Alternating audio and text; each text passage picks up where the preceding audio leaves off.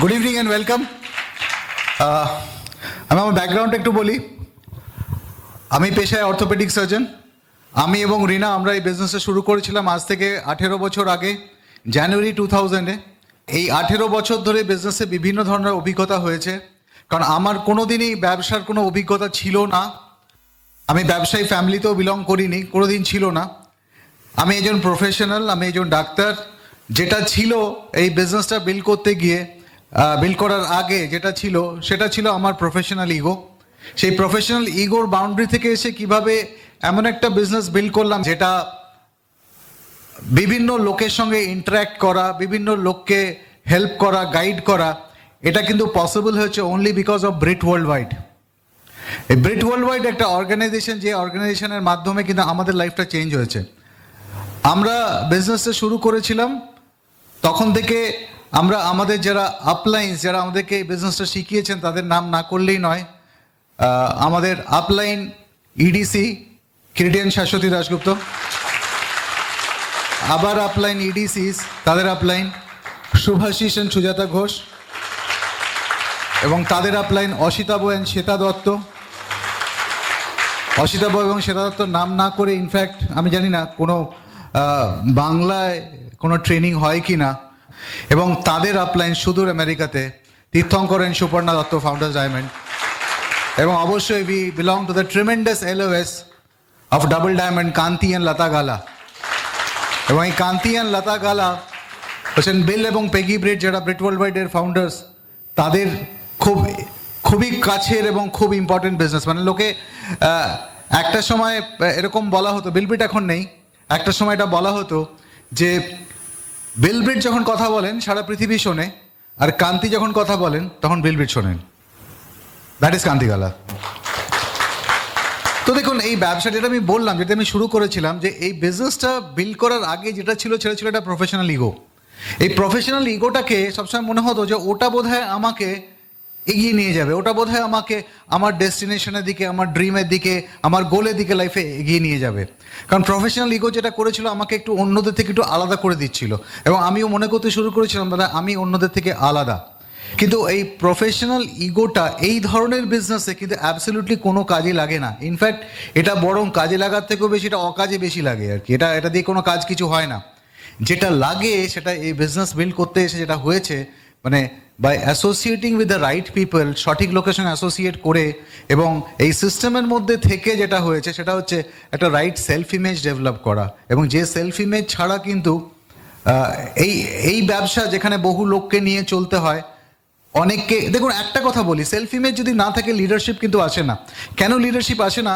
কারণ আমি ধরে নিতে পারি না যে আমি আপলাইন মানেই আমার কথা লোকে শুনবে, বা আমি একজন সিনিয়র পিনে আছি মানেই, আমি বড় ব্যবসা করছি 18 বছর ধরে মানেই সবাই আমার কথা শুনতে বাধ্য নয়। কিন্তু আমার মধ্যে যদি এই কনফিডেন্সটা থাকে যে হ্যাঁ, আমি যা বলবো লোকে সেটা শুনবে, কারণ I have not come here to make a fool of my self. আমি এখানে এসেছি একটা বিজনেস বিল্ড করতে, যে ব্যবসার মাধ্যমে আমাদের লাইফটা চেঞ্জ হয়েছে এবং যে ব্যবসার মাধ্যমে বহু লোকের লাইফ চেঞ্জ হচ্ছে। তো ওই কনফিডেন্সটাই কিন্তু হচ্ছে সেলফ ইমেজ। ওই কনফিডেন্স দিতে ইগো না, ওটা হচ্ছে সেলফ ইমেজ। যে হ্যাঁ, আমার কথা লোকে শুনবে, আমি যে রাস্তাটা দেখাবো সেটা অন্তত ভাববে যে হ্যাঁ, এই রাস্তা দিয়ে গেলেও কিন্তু সাকসেস পাওয়া যায়।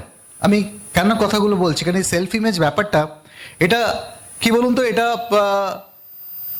পার্সন টু পার্সন ভ্যারি করে। সবাইকার সেলফ ইমেজ এক নয়, কারণ তার কন্ট্রিবিউটিং ফ্যাক্টরসগুলো আলাদা। কারোর ব্যাকগ্রাউন্ড, সবাইকার ব্যাকগ্রাউন্ড এক নয়, আপব্রিঙ্গিং এক নয়, এডুকেশন এক নয়, এনভায়রনমেন্ট এক নয়। এই এতগুলো ফ্যাক্টরের ওপর ডিপেন্ড করে হচ্ছে সেলফ ইমেজ। এবার ব্যাকগ্রাউন্ড যেটা, সেটা তো আপনি পাল্টাতে পারবেন না। পাল্টাতে পারবো কি? আমি কি পাল্টাতে পারবো যে আমি কোথায় জন্মেছিলাম সেটাকে হঠাৎ পাল্টে দিলাম? পাল্টানো সম্ভব? সেটা পাল্টানো যাবে না। বা আমি কোথায় বড় হয়েছি, কোন স্কুলে পড়েছি, সেটা আমি পাল্টাতে পারবো না। এটা হয়ে গেছে, সেটা হয়ে গেছে। যেটা পাল্টানো যায় সেটা হচ্ছে যে আমার নিজের, এখন আমার অ্যাসোসিয়েশনটাকে পাল্টানো যায়। আমার নিজেকে সেলফ ডেভেলপমেন্ট করে এমন জায়গায় আমি গ্রো করতে পারি যে গ্রোথটার জন্য আমার ব্যাকগ্রাউন্ডটাকে আমি একদম ভুলে যেতে পারি, ব্যাকগ্রাউন্ডে যে নেগেটিভগুলো সেগুলো আমি ভুলে যেতে পারি। তো এই সবটাই কিন্তু সম্ভব হয়েছে থ্রু ব্রিট ওয়ার্ল্ড ওয়াইড। দেখুন, যেটা আপনার ব্যাকগ্রাউন্ড, সেটা কিন্তু আপনি গ্রো সেটা বাড়বে না। কোনটা বাড়বে? আপনি নিজে বাড়বেন। যে এডমান্ড হিলারির একটা গল্প আছে। এডমান্ড হিলারি এভারেস্ট কঙ্কার করার সময় প্রথমবারে উনি ফেল করেন। ও প্রথমবারে ফেল করার পরে উনি একটা প্রেস কনফারেন্সে উনি বলেছিলেন যে আমি গ্রো করব, এভারেস্ট কিন্তু আর গ্রো করবে না। এবং উনি গ্রো করেছিলেন বলে উনি নেক্সট টাইম কিন্তু এভারেস্টে কঙ্কার করেছিলেন। তো আমার ব্যাকগ্রাউন্ড কি, আমি কি ছিলাম কি নেই তার উপরে কিন্তু ডিপেন্ড করে না। আমি কিন্তু ওটাকে গ্রো করে তার থেকে আমি ওপরে যেতে পারি, আমার সেলফ ইমেজটাকে আমি বাড়াতে পারি। তো এই সেলফ ইমেজ কেন লাগে? সেলফ ইমেজ লাগে একটাই কারণে যে আমাদেরকে সাকসেসফুল হতে হবে। And we are building this business, আমরা সবাই এই ব্যবসাটা বিল্ড করছি সাকসেসফুল হওয়ার জন্য, সফল হওয়ার জন্য। সেলফ ইমেজ নেই এরকম লোক সফল হয় না, হতে পারে না। কারণ সফল লোক মানে, এই ব্যবসাতে সফল লোক মানে আপনি একজন লিডার, আপনাকে আপনার লিডারশিপটাকে এস্টাবলিশ করতে হবে। এবং লিডারশিপটাকে এস্টাবলিশ করতে গেলে যেটা লাগে সেটা হচ্ছে একটা ওরকম সেলফ ইমেজ, ওরকম একটা কনফিডেন্স যে হ্যাঁ আপনার কথা লোকে শুনবে, আপনার যে আপনি যে রাস্তায় হাঁটছেন সেই রাস্তায় লোকে হাঁটছে। That is confidence and self image.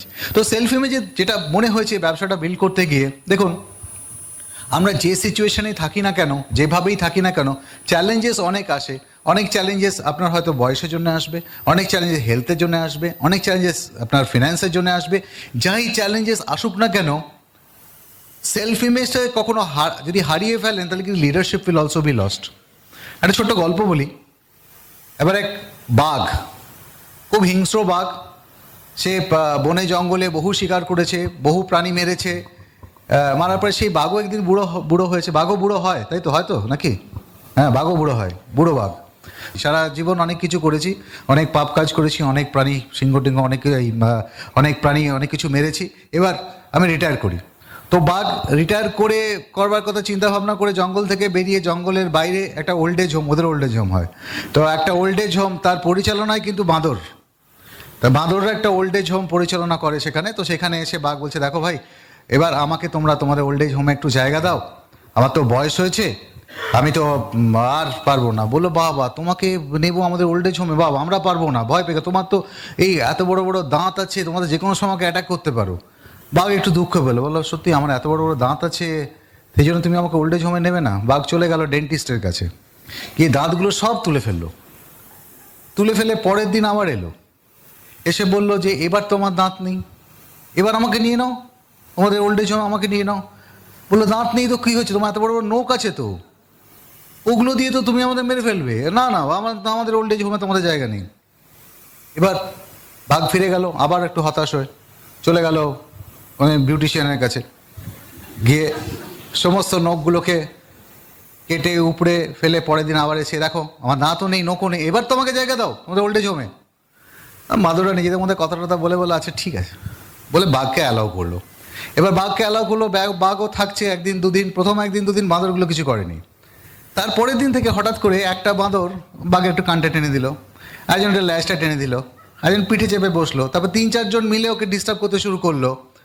বাঘ বলে, কি বাবা, আমার দাঁত নেই নোখ নেই বলে লোকে আমাকে, এই বাঁদরগুলো আমাকে ইরিটেট করে যাচ্ছে, বিরক্ত করে যাচ্ছে, এরকম কথা চলবে না, কি করি? বাঘ প্রচণ্ড দুঃখ পেলো, বলে আমি থাকতে চেয়েছি এটা রিটায়ার্ড পিসফুল লাইফ, তা না আমাকে এরকম একটা পরিস্থিতির মধ্যে থাকতে হচ্ছে। তো হঠাৎ করে বাঘের একটা উপদেশ মনে পড়লো। বাঘেরও গুরু থাকে, সে গুরুর উপদেশ ছিল যে বাঘকে, যে যেই সিচুয়েশনেই থাকো তুমি একটা বাঘ, মনে রাখবে তুমি একটা বাঘ, তোমার কিছু থাকুক না থাকুক, তোমার গলার মধ্যে কিন্তু বিরাট আওয়াজ আছে, তুমি হালুম কিন্তু করতে পারো, তার জন্য কিন্তু নখ দাঁত কিছু লাগবে না। বাঘ কিন্তু যখন একটা বিরাট বড় হালুম করলো তখন বাঁদরগুলো কিন্তু সব পিছিয়ে গেল। সুতরাং আপনার সেলফ ইমেজটা ওই জায়গাতেই, আপনার বয়স হোক, ফিনান্সিয়াল চ্যালেঞ্জ হোক, আপনার হেলথ চ্যালেঞ্জ হোক, ইট ডাজন্ট রিয়েলি ম্যাটার, হালুমটা তো আপনি করতে পারবেন, because you are in the best business. ঠিক আছে? তো এই যে সেলফ ইমেজটাকে কীভাবে বাড়ানো যায়, এরকম অনেক কিছু আছে, কিন্তু প্রথম যে জিনিসটা বাড়ানো সেটা হচ্ছে কিছু জিনিস ফ্যাক্টরস আছে যেগুলো হচ্ছে ইন্টারনাল, ভেতর থেকে আসে। কারণ কনফিডেন্সটা তো ভেতর থেকে আসবে। তো এই ভেতর থেকে আসা ব্যাপারগুলোর মধ্যে যেটা আমার যেটা মনে হয়েছে অ্যাকচুয়ালি যে মোস্ট ইম্পর্টেন্ট, যেগুলো ভেতর থেকে আসে সেলফ ইমেজ বাড়ানোর জন্য যে জিনিসটা দরকার, একটা হচ্ছে আমরা অনেক সময় নিজেকে বড্ড বেশি ক্রিটিসাইজ করে ফেলি। হ্যাঁ, নিজের সব থেকে বড় ক্রিটিক আমরা, আমার দ্বারা এটা হবে না, শুনেছেন লোকের কাছে এটা, আমার দ্বারা এটা হবে না, আমি এটা পারবো না। এবার আপনার মধ্যে যদি ওই ডিজিজটা থাকে যে আমার দ্বারা এটা হবে না, আমি এটা পারবো না, আমি পারবো না, আমার এইটা ভালো নয়, আমার ওইটা ভালো নয়, এইটাকে একদম বন্ধ করে দিতে হবে। প্রথম জিনিস এটাকে বন্ধ করে দিতে হবে যে আমাকে স্টপ ক্রিটিসাইজিং ইয়োর সেলফ। নিজেকে ক্রিটিসাইজ করা ইমিডিয়েটলি বন্ধ করতে হবে। দেখবেন অটোমেটিক্যালি নিজেকে যেই মুহূর্তে আপনি ক্রিটিসাইজ করা বন্ধ করে দিয়েছেন, নিজের সম্বন্ধে আপনার ধারণাটা কিন্তু পাল্টে যাবে, নিজেকে কিন্তু অনেক বেটার পার্সন মনে হবে, আয়নায় দেখলে একটু অন্যরকম মনে হবে। চেষ্টা করে দেখুন, আজকেই ভাবুন, নিজেকে ক্রিটিসাইজ করা বন্ধ করে দিন, যে নেগেটিভগুলো মনের মধ্যে আসছে একদম মূলে কেটে দিন, মানে নিপ ইন দ্য বাড, একদম নিপ ইন দ্য বাড, আর কোনো নেগেটিভ ঢুকতে দেবেন না। দেখবেন নিজের একটু অন্যরকম ফিলিং হচ্ছে। আমি একটা এক্সারসাইজ অনেককেই করতে বলি, অনেকের সঙ্গে যখন কথা বলি, কাজ করি, আমার যেটা মনে হয়েছে যে দেখুন, প্রত্যেকটা মানুষ হচ্ছে ইউনিক, প্রত্যেকটা মানুষ হচ্ছে আলাদা, প্রত্যেক মানুষের যে কী ক্ষমতা আছে ইভেন হি ডাজন্ট নো, মানে যারা তাকে দেখছে বাইরে থেকে হয়তো বা জানে, কিন্তু তারা নিজেরা হয়তো অনেক সময় জানেই না তার দ্বারা কী করা সম্ভব। তো একটা বলি সেলফ এক্সারসাইজ করা, যে আমি আমার মধ্যে কোনটা কী বেস্ট কোয়ালিটি আছে। হয়তো আপনি খুব ভালো, বা আপনি ভালো কবিতা লেখেন, ভালো হয়তো গল্প লেখেন, বা ভালো বক্তৃতা দেন, বা ভালো ছবি আঁকেন, বা আপনার এমন কোনো কোয়ালিটি আছে যে কোয়ালিটিটা অন্য কারুর নেই, আপনি এটা কোনো স্পেশাল কিছু করেন। আমি জানি আমরা অনেকে অনেক ভালো মিমিক্রি করেন, ভালো জিমন্যাস্টিক্স করেন, হোয়াট এভার, কিন্তু আপনার মধ্যে কিছু কোয়ালিটি আছে যেটা অন্য লোকের মধ্যে নেই। যদি এই সেলফ অ্যাপ্রিসিয়েশনটা একটু করা যায়, দেখবেন ওই যেটা বললাম, একটু ভালো লাগবে। এই একটু ভালো লাগার থেকে কিন্তু সেলফ ইমেজটা তৈরি হয়। আর অবশ্যই যেটা খুব ইম্পর্টেন্ট, যে সেলফ ইমেজটা বিল্ড করতে গেলে কোন লোকের সঙ্গে আপনি অ্যাসোসিয়েট করছেন, কাদের সঙ্গে অ্যাসোসিয়েট করছেন, কারণ যাদের সঙ্গে অ্যাসোসিয়েট করছেন তারাই কিন্তু আপনার ফিউচারটা গড়ে দেবে। কান্তিকালা একটা সিডিতে বলেছেন, এবং কান্তিকালকে পার্সোনালি আমার মিট করার সৌভাগ্য হয়েছে, সেখানেও ওনার কাছে এই একই জিনিস শুনেছিলাম, যে কারোর সঙ্গে যখন আলাপ হবে তাকে বলবেন, তোমার 4টে বন্ধুর ইনকাম আমাকে বলো, আমি তোমার ইনকামটা বলে দেবো। কী করে বলবেন বলুন তো? মানুষের সেলফ ইমেজ যেটা, you can't grow above your self image. আপনার সেলফ ইমেজ যেটা, আপনি সেরকম ধরনের লোকের সঙ্গে কিন্তু আপনি মিশবেন, সেরকম ধরনেরই কিন্তু আপনার ইনকাম হবে, সেরকমই আপনার কিন্তু অ্যাসোসিয়েশনটা হবে, যেরকম সেই অ্যাসোসিয়েশন থেকেই আপনার ফিউচারটা কিন্তু তৈরি হবে। সুতরাং আপনি কাদের সঙ্গে অ্যাসোসিয়েট করছেন, ব্রিট ওয়ার্ল্ডওয়াইড এই প্ল্যাটফর্মটা দেয় যে আপনি রাইট লোকের সঙ্গে অ্যাসোসিয়েট করবেন।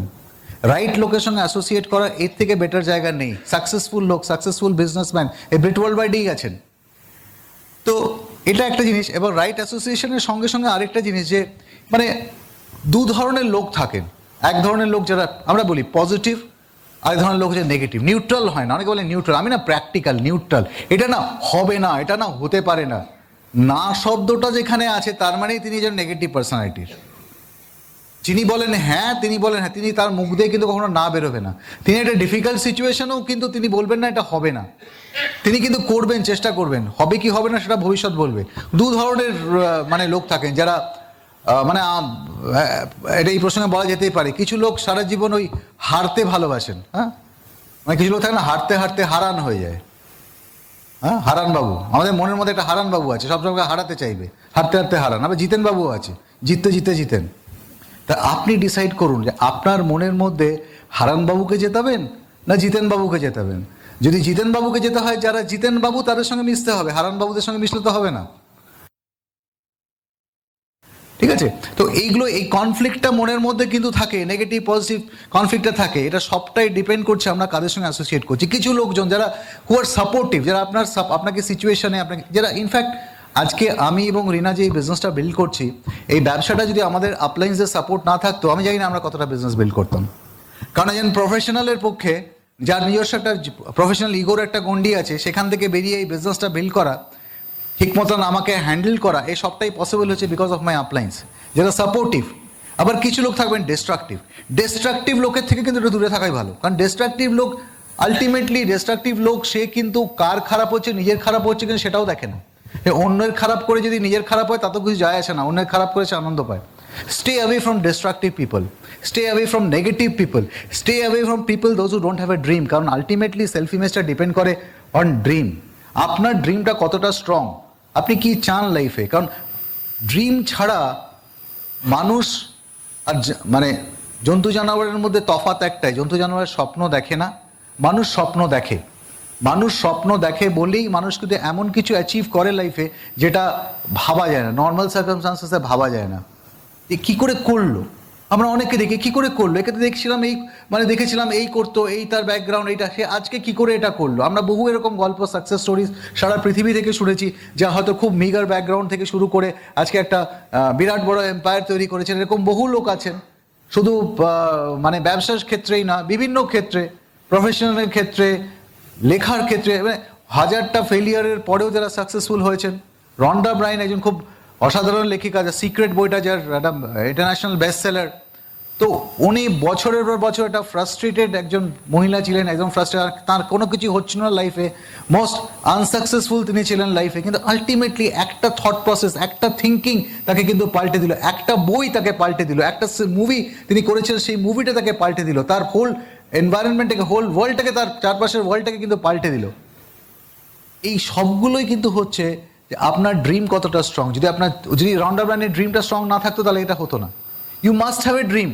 এবং যখন সব কিছু চলে যায় না, যখন সব কিছু দেখবেন আপনি টায়ার্ড হয়ে গেছেন, আপনি আর ইচ্ছে করছে না কাজ করতে, আর ইচ্ছে করছে না, একটাই জিনিস আপনাকে টেনে নিয়ে যাবে, আপনার পা না, আপনার হাত না, আপনার মাথা না, আপনার ড্রিম আপনাকে টেনে নিয়ে যাবে।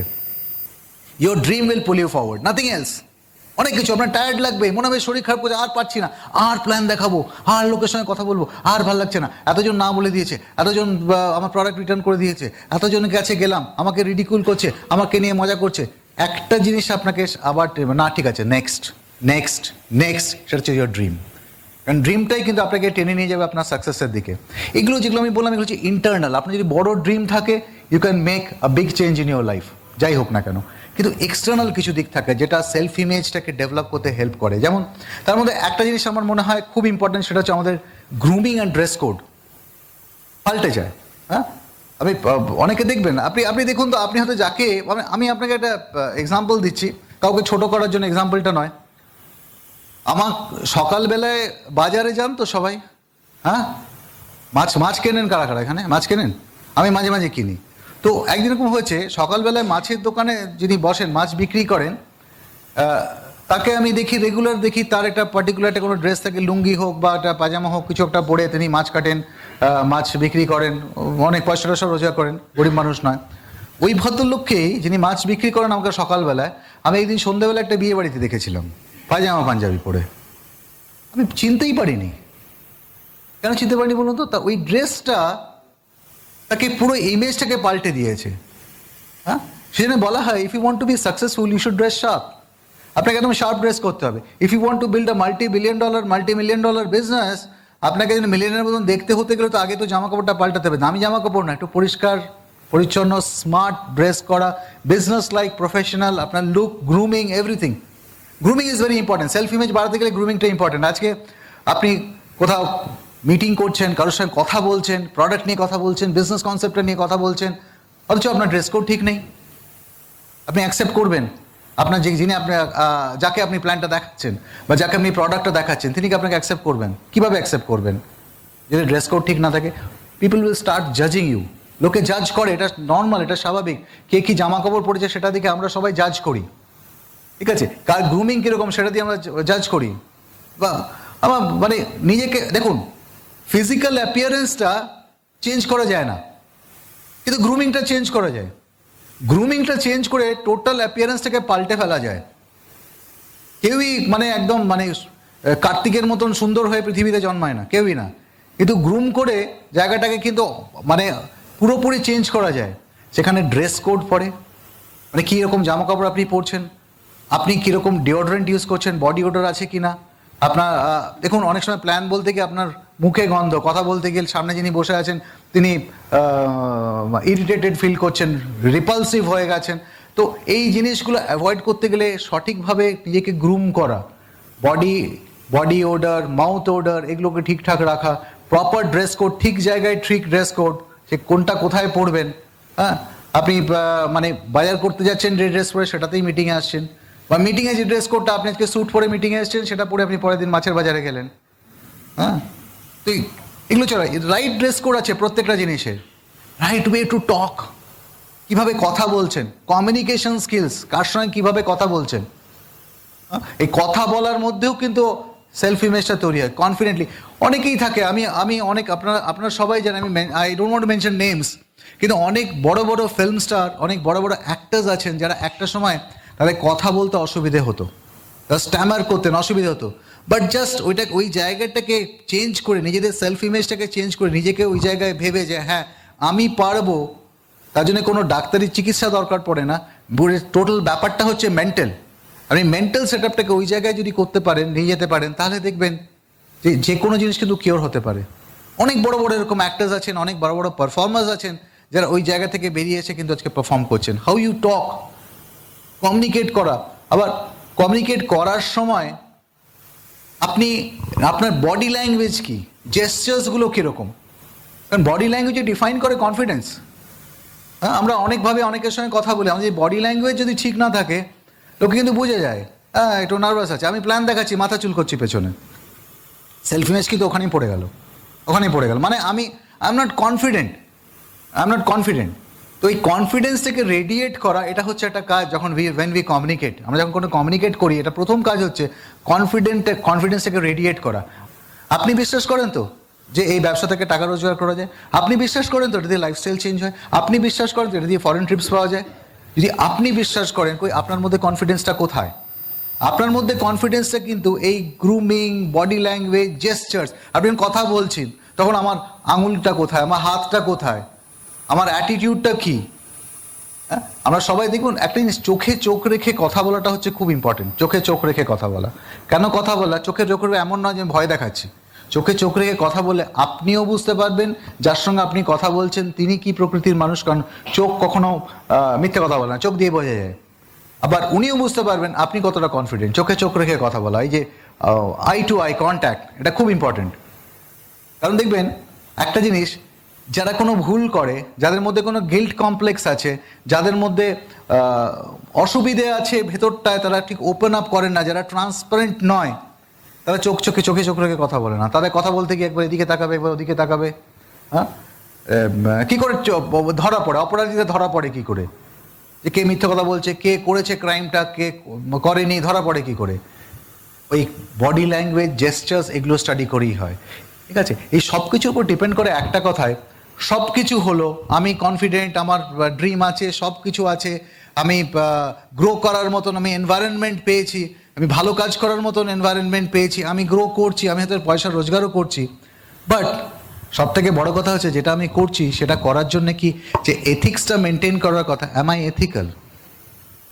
যিনি এথিক্যালি বিজনেস বিল্ড করেন না, যিনি আনএথিক্যাল বিজনেস বিল্ড করেন, বা লাইফে তার জীবনে তিনি আনএথিক্যাল, তিনি এথিক্স মেনটেন করে কিছু করেন না, তার কোনো ভ্যালুস এবং প্রিন্সিপালস নেই, তিনি কোনোদিন চোখে চোখ রেখে কথা বলবেন না। যিনি ভুল কাজ করেন তিনি কোনোদিন চোখে চোখ রেখে কথা বলবেন না। সেখানেই কিন্তু সেলফ ইমেজটা কিন্তু সেখানেই পড়ে যায়। Ultimately to be successful anywhere, সাকসেসের পেছনে একটা বিরাট বড় কারণ হচ্ছে সেলফ ইমেজ। আজকে হাজব্যান্ড ওয়াইফ রিলেশনশিপে একটা মিউচুয়াল রেসপেক্ট থাকে। আজকে আমার এবং রিনার মধ্যে গত আমাদের কত বছর হলো? 33 বছর। এই 33 বছরের ম্যারিড লাইফে তার মধ্যে 18 বছর আমরা এই বিজনেসে আছি। 18 বছরের মধ্যে যেটা ডেভেলপ করেছে, আগের 15 বছরটা বাদ দিন, এই 18 বছরে যেটা ডেভেলপ করেছে একটা mutual respect for each other. এই মিউচুয়াল রেসপেক্টটা তখনই তৈরি হয় যখন আপনাদের দুজনকারই সেলফ ইমেজটা high. Thanks to Brett World wide যে আমার এবং রিনার, আমাদের দুজনের সেলফ ইমেজটা এতটাই হাই হয়েছে যে we respect each other. Please help me welcome Rina. Thank you. Good evening সবাইকে। শুনলেন আমি রিনা। আজকে বৃহস্পতিবার, তাই তো? আজকে অনেক মেয়েরা দেখবেন বাড়িতে ব্রত কথা পড়ে শাক উলু দিয়ে লক্ষ্মী পুজো করছে। কেন? আরাধনা করছে, তাই তো, লক্ষ্মীর। আমিও কিন্তু লক্ষ্মীরই আরাধনা করছি, ধরনটা একটু অন্য। কারণ ওটা যারা করছেন তার জন্য অনেক আজকে অ্যাবসেন্টও হয়তো। ওটা যারা করছেন তাদের কাছে হচ্ছে পুজোটাই কাজ, আর আমার সাথে তাদের ডিফারেন্স হলো আমার কাছে কাজটাই পুজো। পুজোর থেকে কিছু আলাদা করে দেখি না। আর যারা আমাকে আজকে ফার্স্ট টাইম দেখছেন তাদের জন্য বলি, আমি দেবাপি অনেকবার বলেছে যে লাস্ট 18 বছর আমরা দুজনে একসাথে বিজনেসটা করতে আসি, এবং 18 বছরের অনেক কাজের অভিজ্ঞতা, এবং আজকে কিন্তু কিছু কাজের কথা আমি সেই অভিজ্ঞতা থেকেই আপনাদের সাথে শেয়ার করব, কিছু কাউকে শেখাবো না।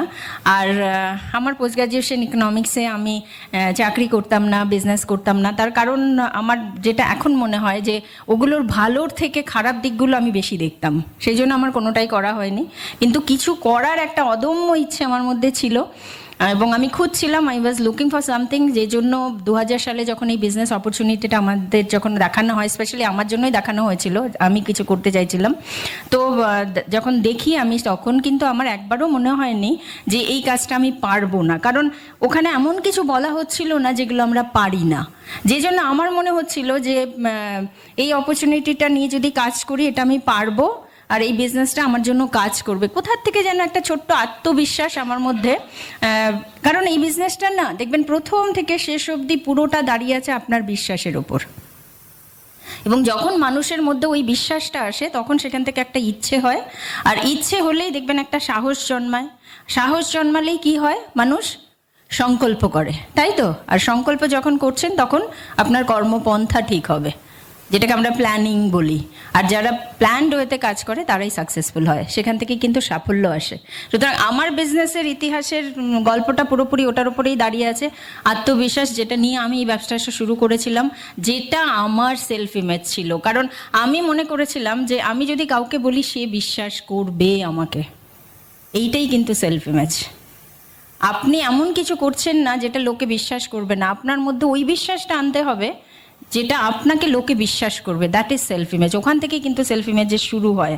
আজকে আমরা ওটার উপর বেস করেই বেশ কিছু কথা বলবো, কারণ দেখবেন আমাদের লাইফে তিনটে অবস্থা। একটা অবস্থা হচ্ছে যে নিজেরা নিজেকে যা ভাবি, আরেকটা অবস্থা হচ্ছে লোকে আমাকে কি ভাবে, আরেকটা অবস্থা হচ্ছে আমি নিজে যা, তাই তো? তিনটে অবস্থা।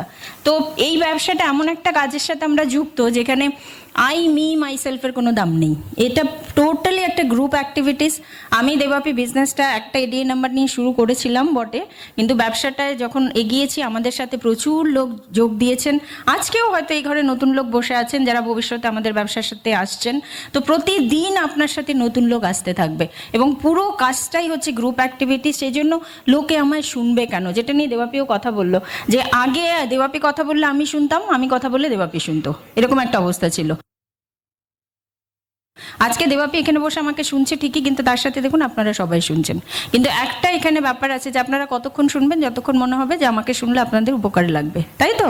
তো সেই জন্য না যে আপনাকে লোকে কেন শুনবে, কারণ এই বিজনেসে অসিতাবদার কথা না বললে তো কিছুই বলা যায় না। অসিতাবদা খুব সুন্দর এক্সাম্পল দেন, আমি আগেও বলেছি যে এই বিজনেসটা এরকম একটা জিনিস যে আমার মধ্যে সব থাকলে হবে না, আমাকে বাইরে বেরিয়ে, ব্যাপ্তিটা এর এত বড়, আপনাকে বাইরে বেরিয়েও কাজ করতে হবে। কারণ রিং মাস্টার দেখবেন, সার্কাসের যারা রিং মাস্টার তারা কি করে, ছড়ি হাতে বাঘকে আগুনের গোলার ভেতর দিয়ে জাম্প করায় তো ওই রিং মাস্টারকে সুন্দরবনে নিয়ে দাঁড় করিয়ে দিন, ওই বাঘ উল্টে ওনাকেই জাম্প করিয়ে দেবে, তাই তো? কেন, ওনার যে সেলফ ইমেজটা উনি বাঘের সামনে তৈরি করেছেন সেটা ওই সার্কাসের ওই প্ল্যাটফর্মে, ওই গণ্ডির মধ্যে, তার বাইরে গিয়ে কিন্তু উনি আর পারছেন না।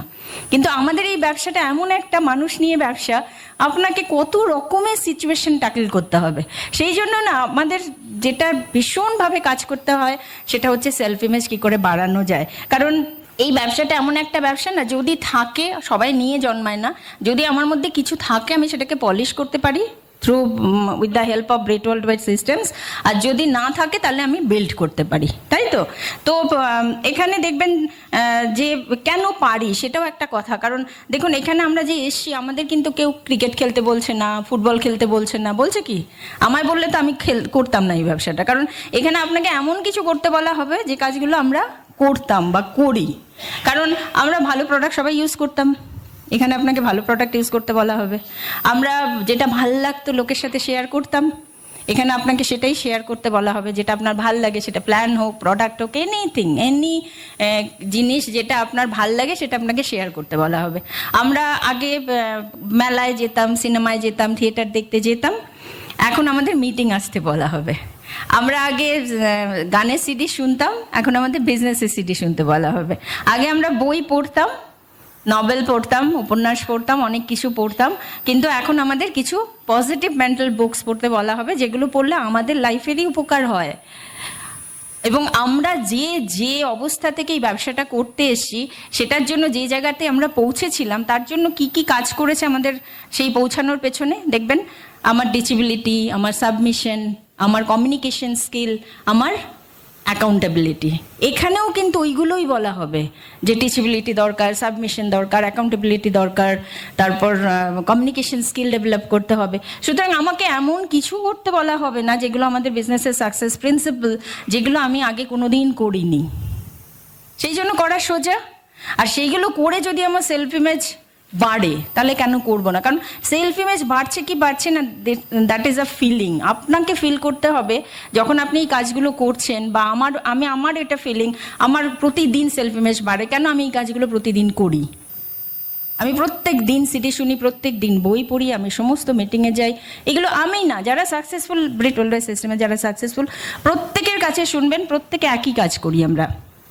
সেই জন্য না, এমন কিছু নয় যেটা আমরা করি না। তাই ব্রিট ওয়ার্ল্ড যে প্ল্যাটফর্মটা আমাদের দিয়েছে, সেখানে যদি আমরা সেটাকে পলিশ করতে পারি কিছু কাজের মাধ্যমে, আমরা করতে রাজি? সবাই রাজি তো? হ্যাঁ। তো আরেকটা জিনিস যেটা আমি বলবো যে দেখবেন, কারণ এই ব্রিট ওয়ার্ল্ড সিস্টেম না, আপনি কলকাতায় এই ভারতীয় ভাষা পরিষদে বসে, আমি জানি না কতটা কি বুঝতে, আমাদের একটু বেশি অভিজ্ঞতা, তার কারণ আমরা কিছু দেশ ভিজিট করেছি। আমরা থাইল্যান্ডে গিয়েছিলাম বিজনেস সেমিনার করতে একবার, আমরা মালয়েশিয়াতে গিয়েছিলাম, ড্রিম নাইট বলে ওদের একটা মেগা ফাংশন হয়, সেখানে স্পিকার হয়ে। তো ওই সব দেশে গিয়ে দেখেছি যে যখন আমরা কথা বলছি, ওখানকার লোক যারা আমাদের ভাষা বোঝে না, যেগুলোকে মানে ট্রান্সলেট করে ওদের ভাষায় বোঝানো হচ্ছিল, কিন্তু হয়তো আমি একটা কিছু হাসির কথা বলার 2 মিনিট বাদে তারা হাসছিলেন, সেটা কিছু ম্যাটার করে না। কিন্তু যেটা ম্যাটার করে যে ওদের শেখার ইচ্ছে, ওরা সামনে বসে ক্রাউন, ইডিসি, ডাবল, ট্রিপল, তারা সামনে বসে নোট নিচ্ছেন, কারণ ওদের বিশ্বাস ওদের দেশের থেকে অনেক আগে আমাদের দেশে ব্রিট ওয়ার্ল্ড এসছে। সুতরাং আমরা যে পিনেই থাকি না কেন, আমরা ওদের থেকে ভালো ব্রিট ওয়ার্ল্ড সম্বন্ধে জানি। এই যে ব্যাপারটা, এটাই কিন্তু দেখবেন, এই যে ব্যাপারগুলো না, এইগুলোই কিন্তু সেলফ ইমেজটাকে বাড়ায়। তো সেইগুলো কিন্তু এই বিজনেসে খুব ইম্পর্টেন্ট জিনিস। আর ডাউট কনফিউশন থাকলে চলবে না। আমি সব সময় বলি, যারা নতুন এই বিজনেসে আছেন বা যারা পুরনো যারা আছেন, কোনো ডাউট, কোনো কনফিউশন মনের মধ্যে রাখবেন না। ডাউট বা কনফিউশন যদি মনের মধ্যে থাকে, তাহলে দেখবেন এক পাও আপনি এগোতে পারছেন না, কারণ আপনাকে কেউ পেছন থেকে টানবে এটা নিয়ে, আর সমস্ত কাজগুলো কমপ্লিকেটেড হয়ে যাবে। ছোট্ট সুন্দর একটা গল্প আমি আগে শেয়ার করেছি যে হবু রাজা আর গবু মন্ত্রী রাস্তায় বেরিয়েছে, একটা শূকর ছানা দেখতে পেয়েছে। রাজা তখন মন্ত্রীকে জিজ্ঞাসা করছে, ওটা কি গো? তো বলছে, ওটা ভেবে টেবে বলছে, 2টো জিনিস হতে পারে রাজা, একটা হতে পারে মুশিক বৃদ্ধি, অথবা হতে পারে গজক ক্ষয়। হয় হাতি খইতে খইতে ওখানে এসে, নয় ইঁদুর বড় হতে হতে ওখানে গেছে। ভাবুন এবার রাজা বলছে, সে কি কমপ্লিকেটেড অ্যান্সার, মানে না জানলে না। আমাদের বিজনেসেও তাই হয়, তাই তো? তো কমপ্লিকেটেড করে দেব না, টক করে চলতে হবে। দেখবেন আপনাকে কেন সেলফ ইমেজ বাড়াতে হয়, কারণ অনেক ধরনের সিচুয়েশন আপনাকে ট্যাকল করতে হবে। মজার একটা গল্প বলি, হয়তো অনেকে জানেন। এক ভদ্রমহিলা হাজব্যান্ডকে বলেছে, চলো আজকে শপিংয়ে যাব।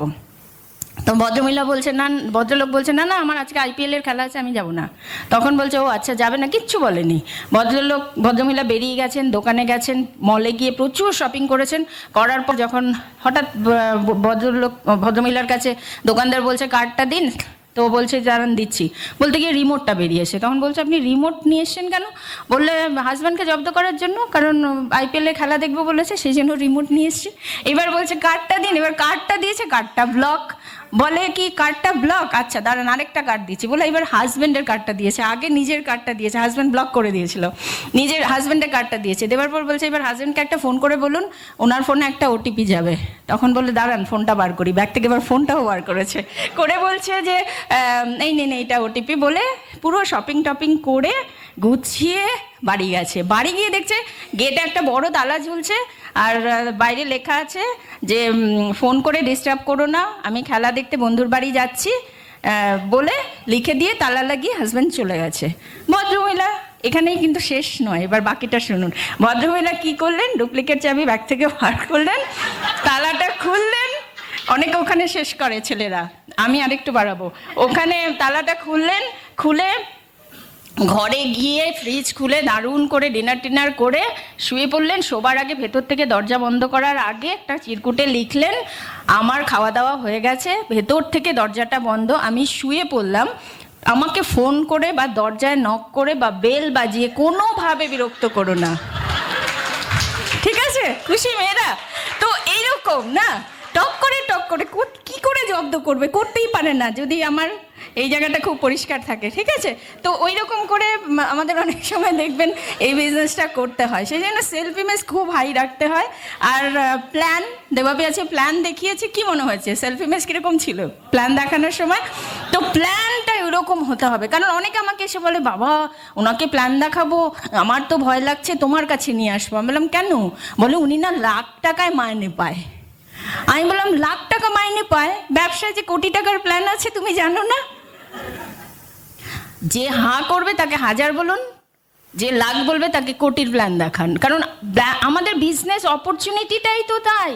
প্ল্যানের মধ্যে প্ল্যান লুকিয়ে আছে, আপনাকে তো বার করতে হবে কাকে কোনটা দেখাবেন, সেটা ডিপেন্ড করে সেলফ ইমেজের ওপর। আমার কাছে এসে কেউ যদি বলে মাসে আমি 1 লাখ টাকা মাইনে পাই, তাকে আমি বছরে 1 কোটি টাকার প্ল্যান দেবো, দেখি সেই প্ল্যান না কি করে দেখে।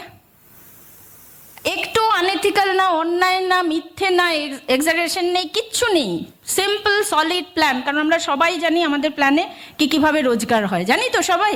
সেই জন্য প্ল্যান কনসেপ্ট সাংঘাতিক ক্লিয়ার রাখতে হবে। ওটা ক্লিয়ার থাকলেই কিন্তু কলারটা উঁচু করে বাজারে চলা যায়। যাদের ওখানে কনফিউশন সেখানে প্রবলেম হয়ে যায়। আর আরেকটু বলি যে আগে ভাবতাম যে চশমা পরা, বেশ ভারী কি চেহারা, বেশ রাশ ভারী, কম কথা বলে, এরকম লোকের বোধহয় সেলফ ইমেজ বেশি। একদমই নয়, ওটা নয়। আপনি দেখে বুঝতেও পারবেন না কার কীরকম সেলফ ইমেজ, এটা একটা ইন্টারনাল একটা ব্যাপার, তাই তো? আর আরেকটা জিনিস দেখবেন, এটা সবার আলাদা হয়। কারণ আমি ছোটোবেলায় দেখেছি গরুর রচনা লেখা খুব সোজা, কারণ সব গরুরই সব একই থাকে, সেই 2টো চোখ, 2টো কান, একটা ল্যাজ, 2টো শিং, 4টে পা। কিন্তু রাজার রচনা শক্ত ছিল না, সব রাজা আলাদা। কেন? আমার বাবাকে বলতাম, বাবা সবাই তো রাজা, তাহলে সবার কেন গল্প আলাদা হয়? তো বাবা বলতেন যে বড় হয়ে বুঝবে। সত্যি সত্যি বড় হয়ে বুঝতে পারছি, কারণ সবার মস্তিষ্ক আলাদা, সবার ভাবনা চিন্তা আলাদা, সবার ব্যক্তিত্ব আলাদা, সবার মানসিকতা আলাদা, সবার সেলফ ইমেজ আলাদা, সেই জন্য সবার সাফল্যও আলাদা। এই বিজনেসে না সে ততটাই পায় যার যতটা সেলফ ইমেজ। তো সেই জন্য দেখবেন দেবাপি অনেক কথা বললো, অনেক কাজের কথা বললো যেগুলো আমাদের করা উচিত। তো সেখানে আমার যেটা আরেকটু মনে হয় যে ব্রিট ওয়ার্ল্ড সিস্টেম নিয়ে আরেকটু কথা বলা উচিত, কারণ Britt world system is a great help আমাদের প্রত্যেকের জন্য। কারণ ব্রিট ওয়ার্ল্ড সিস্টেমে আমরা যে শিক্ষিত হই না, তার জন্য আমরা কোনো ডিগ্রি পাই না, কিন্তু যার শেখার মানসিকতা বেশি সে এখানে তত বেশি শিক্ষিত হয়। তো এখানে শিক্ষিত হতে গেলে কিছু মাধ্যম আছে যেগুলোর হেল্প আপনাকে নিতে হবে। আরেকটা জিনিস যেটা হয় যে অনেকে পাস্ট বই বেড়ায়, আমি তো বেশি পড়াশুনো জানি না, আমার তো ইকোনমিক স্ট্যাটাস সেরকম ভালো না, বা আমার ব্যাকগ্রাউন্ড ভালো না, আমি কি পারবো? এই ভয়টা থেকেও বেরিয়ে আসতে হবে। এই ভয়, এটার উপর কাজ করতে হবে প্রচুর। আমরা সবাই পারি এই ব্যবসাটা করতে, কারণ পাস্ট বই বেড়ালে কি হয়, দেরি হয়ে যায়। আর যেখানে আমি যেতে চাইছি যেতে পারবো না। এখানেও একটা সাধু চেলার গল্প বলে, এক সাধু তার চেলাকে নিয়ে জঙ্গল দিয়ে যাচ্ছে, যেতে গিয়ে একটা খরস্রোতা নদী এসে, পাথুরে নদী, বসে দেখছে, সামনে দেখছে সন্ধে হয়ে আসছে। তো সাধু চালা যাচ্ছে, দেখছে এক ভদ্রমহিলা কাঁদছে। তখন ভদ্রমহিলাকে জিজ্ঞাসা করছে, মা তুমি কাঁদছো কেন? বললো আমি নদীটা পার হতে পারছি না, আমার খুব জলে ভয়, আর পাথুরে নদী, সন্ধে হয়ে আসছে, আমার সেই ভয়ে কান্না করছি। তখন বললো তুমি কেঁদো না, আমি তোমাকে কোলে তুলে নিচ্ছি, তুমি চলো আমার সাথে। তো সাধু ওকে পাজা করা করলে নিয়ে নদীটা পার হয়ে ওপারে চলে গেলেন, গিয়ে নামিয়ে দিয়ে বললেন মা এবার তুমি চলে যাও, বলে উনি থ্যাঙ্কস দিয়ে ভদ্রমহিলা বাড়ির দিকে রওনা দিলেন। তো চেলা যে তার মাথার থেকে ওটা নামছে না, সে অনেকক্ষণ ধরে ভাবছে যে সাধুকে বলবে, হঠাৎ করে বলে ফেললো, সাধু বাবা কাজটা কি আপনি ঠিক করলেন, এটা আপনি কি করলেন? তো সাধু তো ভুলে গেছে। সাধু বলছে কেন, কি করলাম? বললো ওই ভদ্রমহিলা বললো আর আপনি ওই মহিলাকে কোলে তুলে নিলেন, আপনি একজন সাধু সজ্জন ব্যক্তি। বললে বাপরে, আমি কখন ওকে কোল থেকে নামিয়েছি, তুই এখনো মাথার থেকে নামাতে পারিস নি? হ্যাঁ, তো অনেক না পাস্ট মাথায় নিয়ে নিয়ে ঘোরে, তাতে কি হয়, প্রেজেন্টটা কোথা দিয়ে বেরিয়ে চলে যায়। ওই চেলা কিন্তু ওই জন্যই চেলা, বুঝতে পেরেছেন? আর সাধু ওই জন্য সাধু। তো সেই জন্য না আমরা সবাই এখানে চেলা কেউ থাকতে চাই না, আমরা সবাই আমাদের নিজস্ব গন্তব্যে পৌঁছাতে চাই। তাই অনেক কিছু অভ্যেস আমাদের পাল্টাতে হবে। আর শিক্ষিত হবার কথা বলছিলাম, সিডি, বই, মিটিং, এগুলো সাংঘাতিক হেল্প করে। তো মিটিং বেসিক্যালি কি বলতো, ইস আ পজিটিভ অ্যাসোসিয়েশন। কারণ দেখুন, বিল ব্রেট থেকে ব্রেট সিস্টেমের জন্ম। বিল ব্রেটকে আমি জীবনে 2বার দেখার সৌভাগ্য হয়েছে, আর হবে না। একবার উনি ইন্ডিয়াতে একবারই এসেছিলেন, আগ্রাতে ওনাকে দেখেছিলাম, আমাদের একটা সিলভার মিটিং ছিল সেখানে, আর কলকাতাতে উনি এফইডি করতে এসেছিলেন। কিন্তু যখন আমরা অন্যান্য যারা আমাদের আপলায়েন্স আছে, আমরা তীর্থঙ্কর সুপর্ণার বাড়িতে, দেবাপি বলছিল যে আমরা যখন ইউএসএতে যাই তীর্থঙ্কর সুপর্ণার বাড়িতে ছিলাম আমরা, তো তীর্থঙ্কর সুপর্ণা আমাদের জন্য অনেক ব্যবস্থার মধ্যে প্রচুর আপলায়েন্সদের অ্যাসোসিয়েশনে নিয়ে গেছিলো। উই আর থ্যাঙ্কফুল টু টিডি অ্যান্ড সুপর্ণা, কারণ ওখানে সুবি টিনা, ওখানে ঋষি শম্পা, ওখানে রানা সুদেশনা, এরাও আমাদের আপলায়েন্স। হয়তো অনেকে এদের দেখেননি, কিন্তু এদের বাড়িতে আমাদের নিয়ে গেছে। সব থেকে যেটা ভালো ছিল, কান্তিলতার বাড়িতে আমাদের লাঞ্চে নিমন্ত্রণ ছিল, আমাদের কুলিন মিনা দেশাইয়ের বাড়িতে ব্রেকফাস্টের নিমন্ত্রণ ছিল, তো ওখানে কুমার অঞ্জলিও এসেছিল। আমি না খাবো কি, আমি খালি দেখতাম, খালি অবজার্ভ করতাম, আর খালি মনে হতো ইস এরা কারা। আমার যেটা মনে হতো যে ভগবান, মানে সবসময় ঈশ্বরকে থ্যাঙ্কস দিতাম যে আমরা এরকম একটা অ্যাসোসিয়েশনের আসতে পেরেছি, এরা আমাদের বন্ধু, এরা আমাদের সময় দিচ্ছে, আমরা এদের বাড়িতে আসতে পেরেছি। আমি ওটা নিয়ে আপ্লুত ছিলাম, আমি খাবো কি। তো এই যে জিনিসটা না, যখন দেখবেন আপনি এখানেও যখন অসিতাবোধের শ্বেতাদি আমাদের সামনে দাঁড়ায়, কি একটা পজিটিভ ভাইব্রেশন, শুভাশিস দা, সুজাতা, শাশ্বতী, কিরিটি, এই যে আমার আপলায়েন্সরা, এরা যখন আমাদের অ্যাসোসিয়েশন, এদের অ্যাসোসিয়েশনে যায়, আর কিছু হোক না হোক আমাদের কিন্তু বিশ্বাসটা দানা বাঁধে কি না? সেই জন্য না অলওয়েজ ট্রাই যে আপনি সবসময় সাকসেসফুল লোকেদের অ্যাসোসিয়েশনে থাকার চেষ্টা করুন, অলওয়েজ। সেটা সিডি শুনে হোক, মিটিংয়ে এসে হোক, বইয়ে পড়ে হোক, যেভাবে হোক, যারা সাকসেসফুল লাইফে তাদের অ্যাসোসিয়েশনে থাকুন। আরেকটা জিনিস যেটা মিটিং, দেখুন মিটিং মিস করবেন না। আজকেও অনেকে হয়তো মিস করেছেন, কিন্তু মিটিং আমরা কেন মিস করবো না? কারণ মিটিং এমন একটা জায়গা যেখানে কিন্তু এই ভাইব্রেশন পাওয়া যায়, এই পজিটিভ অ্যাসোসিয়েশন পাওয়া যায়। তো মিটিংটা এরকম হবে, আগে আসুন পরে যান, হাজব্যান্ড ওয়াইফ পাশাপাশি বসুন, প্রয়োজনে কুনোয়ের গুঁতোও দিন, আমি দেবাপি করি। আর যখন মিটিং চলাকালীন বাইরে গিয়ে চা খাওয়া, কফি খাওয়া আমরা কোনো দিন করি না। বা ডাউনলাইনিং করে অনেকে, আমি দেখেছি ডাউনলাইনদের নিয়ে দল হয়ে বাইরে মিটিং চলছে, ভেতরে মিটিং বাইরে মিটিং, এইসব না। একদম কনসেন্ট্রেট করে মাথা পরিষ্কার করে বসে নোট নিন, প্যাড বার করুন, পেন নিন। গ্রুমিংয়ের মধ্যে এগুলোও পড়ে যে আপনার ভেতর মানে ব্যাগের থেকে কি বের হচ্ছে। অনেকটা আমি বলি লিখুন, সঙ্গে সঙ্গে দেখি পকেট থেকে টিকিট বার করে তার পেছনে লিখছে। ওটা যদি কেউ দেখে, এটা কি বলবো আমি? তো সেই জন্য না আমরা কি ক্যারি করছি, যেটা নিয়ে দেবাপি বলছিল যে আমার প্যাডটা কীরকম, পেনটা কীরকম, কি করছি, এগুলো না অনেক কিছু ছোট্ট ছোট্ট জিনিস আছে যেগুলো আমাদের ভীষণ খেয়াল রাখা উচিত। সেই জন্য মিটিংয়ে এসে অবজার্ভ করুন যে সাকসেসফুল লোকেরা কি করে যখন মিটিংয়ে যাবেন। তো অবজারভেশন থেকে অনেক কিছু শেখা যায়, এবং এগুলো করতে করতে কিন্তু সেলফ ইমেজ বাড়ে। এটা কোনো ম্যাজিক না, ট্যাবলেট না, ক্যাপসুল না, একদিন খাইয়ে দেবো আর বেড়ে যাবে, এরকম নয়। It's a continuous process. আপনাকে প্রসেসের মধ্যে থাকতে হবে, কনস্ট্যান্ট এটার উপর কাজ করে যেতে হবে, এবং এটা করে গেলেই আস্তে আস্তে আপনি নিজে ফিল করবেন যে আপনার সেলফ ইমেজ বাড়ছে, যেটা আমার ক্ষেত্রে হয়েছে। কারণ এই বিজনেসটা দেখুন, আজকে অনেক লোকের সাথে আপনাকে কথা বলতে হবে, এক থেকে শুরু হবে, সেটা কোথায় গিয়ে থামবে আমি জানি না। এক থেকে প্রথমে একজনের সাথে কথা বলছেন, তারপর সেটা 10 হবে, তারপর সেটা 100 হবে, তারপর সেটা 1000 হবে, তারপর সেটা 10,000 হবে। আমার ড্রিম, আমি একটা কলোসিয়ামে কথা বলছি, আমার সামনে 1 লাখ লোক বসে আছে, হবে? হবে। তার জন্য কি আলাদা কিছু না? হবে। কারণ আমাদের হাইয়েস্ট লোক আমরা ফেস করেছিলাম ক্রাউডকে যখন 2005-এ আমরা ডায়মন্ড যাবার পর হায়দ্রাবাদে আমাদের হ্যান্ড রেস হয়েছিল, এবং সেখানে আমাদের হ্যান্ড রেস করেছিলেন রাজশাহ। তো সেই সময় আমাদের সামনে 25,000 লোক বসেছিল। কিছু আলাদা লাগেনি, যেখানে 5,000 লোকও যা, 5টা লোকও যা, 25,000ও তাই। কারণ কি বলুন তো, প্রথম কথাটা আমি কার সাথে বলেছিলাম? আমার নিজের সাথে। That is self talk. Self image কখন বাড়ে? যখন আপনি কন্টিনিউয়াস সেলফ টক করবেন। আমার হবে, আমি পারবো, আমি ডায়মন্ড যাচ্ছি, আমার হবে, আমি পারবো, আমি ডায়মন্ড যাচ্ছি। অলওয়েজ বাড়িতে একা থাকলে সেলফ টক করুন। যখন সিডি শুনছেন নিজের সাথে নিজে কথা বলুন। আমি এই করে আমার এক্সপিরিয়েন্স থেকে বলছি, আমার সেলফ ইমেজ কী করে বাড়াই। আমি এখনও, কাল রাত্রেও অসিতাবোদার সিডি শুনতে শুনতে আমি সেলফ টক করছিলাম। তো সেলফ টক না, এটা কেউ কাউকে করে দেয় না, এগুলো সব নিজস্ব জিনিস। তো সেই জন্য বাড়াতে হবে, কিচ্ছু করার নেই। ড্রেস কোড নিয়ে দেবাপি বলছিল যে dress code, grooming, how to look matter করে। আমরা কীরকম জামা কাপড় পরছি, কী সাজছি, কীভাবে করছি, কখন কোন মিটিংয়ে কোনটা করা উচিত, এই বোধটাও থাকা উচিত। আমি যখন ওপেনে যাচ্ছি তখন কীরকম হবে, আমি যখন মেগা ফাংশনে যাচ্ছি তখন কেমন হবে, আমার পেজ মিটিং, আমার ড্রেস কোড কেমন হবে। তো এগুলো, তাছাড়া আমরা অনেক কিছু অ্যাক্সেসরিজ ক্যারি করি। দুল হতে পারে, হার হতে পারে, চুড়ি হতে পারে, আংটি হতে পারে, ঘড়ি হতে পারে, জুতো, ব্যাগ, চশমা, এভরিথিং, ইভেন পেন প্যাডের কথাও আমি বললাম। তো সব কিছু, তারপর রোজ স্নান করা, প্রপারলি শ্যাম্পু করা। আমরা যে বিজনেসে আছি না, আমাদের যদি গ্রুমিং ভালো না হয় লোকে বিশ্বাস করবে না, কারণ আমরা আমাদের প্রোডাক্টের ব্র্যান্ড অ্যাম্বাসেডর, আমাদের কোনো ব্র্যান্ড অ্যাম্বাসেডর হয় না, একটা দুটো অফিসিয়ালি থাকে, কিন্তু রোজ আমরা লোককে যারা ফেস করছি আমরাই আমাদের ব্র্যান্ড অ্যাম্বাসেডর। তো সেই জন্য আমার স্কিন, আমার মাউথ ফ্রেশনার কেন ইউজ করা উচিত, বডি ওডারের জন্য কেন ডিও ইউজ করব, এগুলো আমরা সবাই জানি। এই গরমকাল আসছে, সেগুলো আমাদের করতেই হবে, কারণ এগুলো আমাদের কোনো দোষ না। আমরা গরমের দেশে থাকি, সারাক্ষণই আমাদের এক্সপোজার হচ্ছে গরমে, সেখানে প্রচুর ব্যাকটেরিয়া গ্রো করে যায়। তো সেইগুলোকে মারার জন্য আমাদের এগুলো ইউজ করতে হবে, সেগুলোকে কমাবার জন্য। তো সেই জন্য না, এগুলোর প্রতি একটু সচেতন থাকা। আর যারা নিজেরা বুঝতে পারছেন না যে আপনার ড্রেস পোশাক ঠিকঠাক হচ্ছে কিনা, কারণ আমি একটাই সিক্রেট বলতে পারি আপনাদের, আপনি সাজার পর নিজে একটা বড় আয়নার সামনে দাঁড়িয়ে যদি আপনাকে আপনার ভালো লাগে, তাহলে সব ঠিক।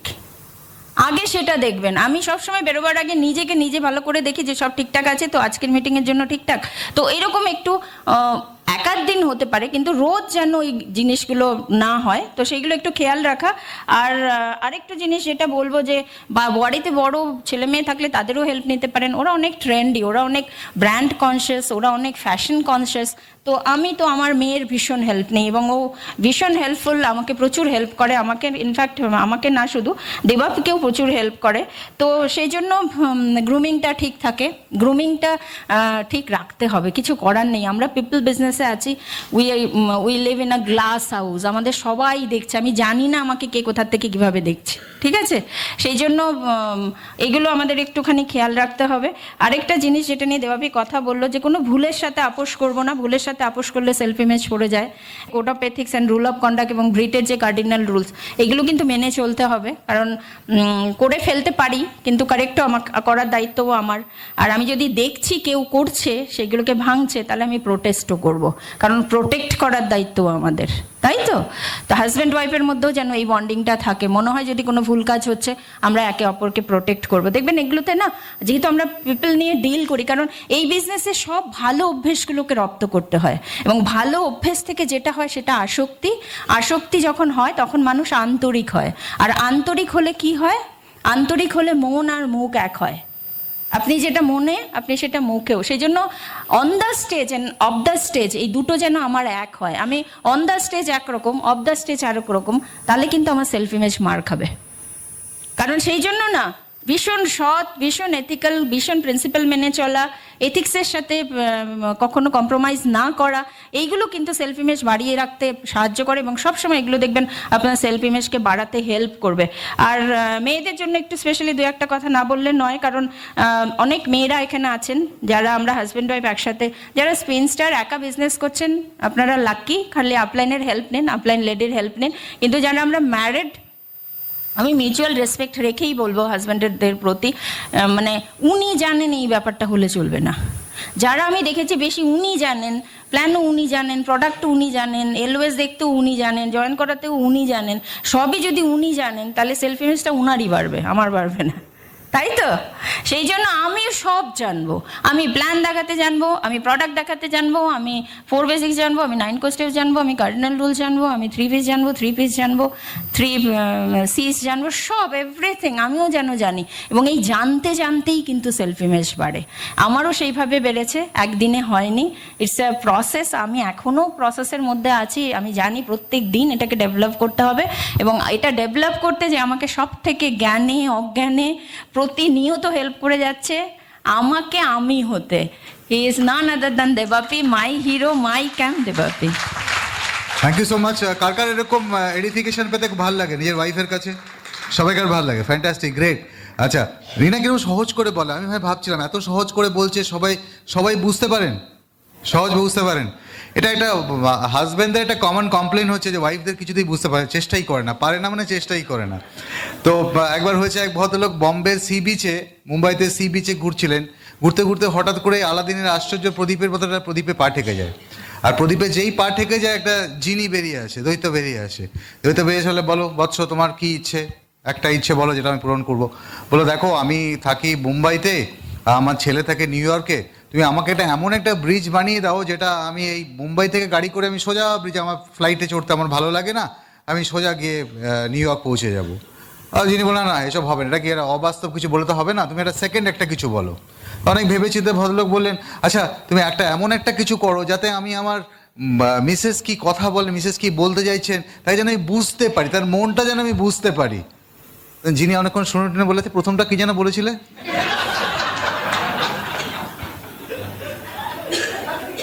রিনা is just awesome, Rina is just awesome, absolutely. কারণ এটা আমি বলছিলাম একটা মিউচুয়াল রেসপেক্ট থেকে সেলফ ইমেজটা তৈরি হয়, এবং মিউচুয়াল রেসপেক্টটা ছিল এই বিজনেসে এসেছিলাম বলে।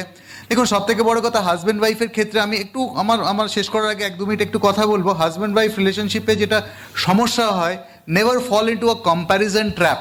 অনেক সময় ওয়াইফরা হাজব্যান্ডদেরকে কম্পেয়ার করেন, অমুকের মতন তুমি কথা বলতে পারো না, অমুকের মতন তুমি এটা করতে পারো না। এটা রেকগনাইজ করতে ভুলে যায়, অনেক হাজব্যান্ডরাও করেন এটা, যে ওয়াইফকে বলে তুমি অমুকের মতন কথা বল। আজকেই হয়তো অনেকে গিয়ে বাড়িতে গিয়ে বলবেন তুমি তো কই রিনাদির মতন কথা বলতে পারো না, বলবেন অনেকে। আবার অনেকেই বলবেন যে নিজের ইয়েকে বলবেন, হাজব্যান্ডকে অনেক ওয়াইফরা বলবেন কই তুমি তো দেবাপিতার মতন প্ল্যান দেখাতে পারো না। Never do it, never. কারণ এই কম্প্যারিজন ট্র্যাপের মধ্যে পড়ে যাওয়া মানেই কিন্তু আমার সেলফ ইমেজটা আপনি লো করে দিলেন। নিজের অজান্তে কাউকে ক্রিটিসাইজ করে এই সেলফ ইমেজটা কিন্তু ফেলে দেওয়াটা, এটা কিন্তু একটা বিরাট বড় অপরাধ। কারণ আলটিমেটলি এটাই ম্যাটার করবে আপনার সাকসেসের জন্যে। যখন যেই মুহূর্তে আপনার কনফিডেন্সটা আপনি লুজ করে গেলেন, আপনার সেলফ ইমেজটাও কমে গেল, তখন দেখবেন আপনি প্ল্যানও ভালো করে দেখাতে পারছেন না, লোকের সঙ্গে কথাও ভালো করে বলতে পারছেন না। তো নেভার ডু ইট। হাজব্যান্ড ওয়াইফের এটা ভীষণ ইম্পর্টেন্ট হাজব্যান্ড ওয়াইফ রিলেশনশিপের মধ্যে। তা আমি শেষ করার আগে জাস্ট একটা কথাই বলবো যে গ্রুমিংটা কেন ইম্পর্টেন্ট। এক ভদ্রলোকের কথা বলবো। তো এক ভদ্রলোক, বয়স্ক ভদ্রলোক হাওড়া স্টেশনে দাঁড়িয়ে আছেন, ট্রেন আসবে, ডে ট্রেনে বসে বসে বসে উনি যাবেন, ওনার এসি চেয়ার কারে ওনার রিজার্ভেশন করা আছে, উনি যাবেন হাওড়া থেকে উনি যাবেন আসানসোল। তো ওনার পাশে একটি ছেলে, কম বয়সী ছেলে দাঁড়িয়ে আছে। তো ট্রেনটা ইন করবে সেটা যেন ওয়েট করছেন। তো ছেলেটি তখন ভদ্রলোককে জিজ্ঞেস করছে দাদা টাইম কত হলো একটু বলবেন। তাকালো, ভদ্রলোক কিছু বললো না। আবার 5 মিনিট বাদে ওই ছেলেটি বললো দাদা একটু টাইমটা কত হয়েছে একটু বলতে পারবেন। এবার ঘুরে দাঁড়িয়ে ভদ্রলোক বললো না আমি বলবো না। বললো সে কি, এরকম লোক পেয়েছেন কখনো টাইম কত যে বলছে বলবো না? বললো আমি বলবো না। বললো সে কি, তো ঘাবড়ে গেছে। বলে বলবেন না মানে? বললো শুনবে কেন বলবো না, এই যে তুমি আমাকে টাইমটা জিজ্ঞেস করলে, এবার তুমি আমার সঙ্গে একটু ফ্রেন্ডলি হবে, বন্ধুত্ব হবে। আমরা ট্রেনে হয়তো বা একই কম্পার্টমেন্টে উঠবো, হয়তো বা এমন হবে আমরা পাশাপাশি সিটেই বসবো, তুমি আরও আমার সঙ্গে গল্প করবে, গল্প করতে করতে আমাদের মধ্যে একটা ভালো রিলেশনশিপ তৈরি হবে। হয়তো বা এমনও হতে পারে তুমিও আমার মতন আসানসোল যাচ্ছ, হয়তো তুমি আমার সঙ্গে একই সঙ্গে আসানসোল স্টেশনে নামবে, ওখানে তো আমার মেয়ে আসবে আমাকে রিসিভ করতে, হয়তো তোমার আমার মেয়ের সঙ্গে তোমার একটা বন্ধুত্ব হবে, আলাপ হবে, হয়তো তারপরে তুমি কিছুদিন বাদে তাকে বিয়ে করার প্রস্তাব দেবে। কিন্তু তুমি আমাকে বলো যে ছেলের ঘড়ি নেই আমি তার সঙ্গে আমার মেয়ের বিয়ে দেবো না।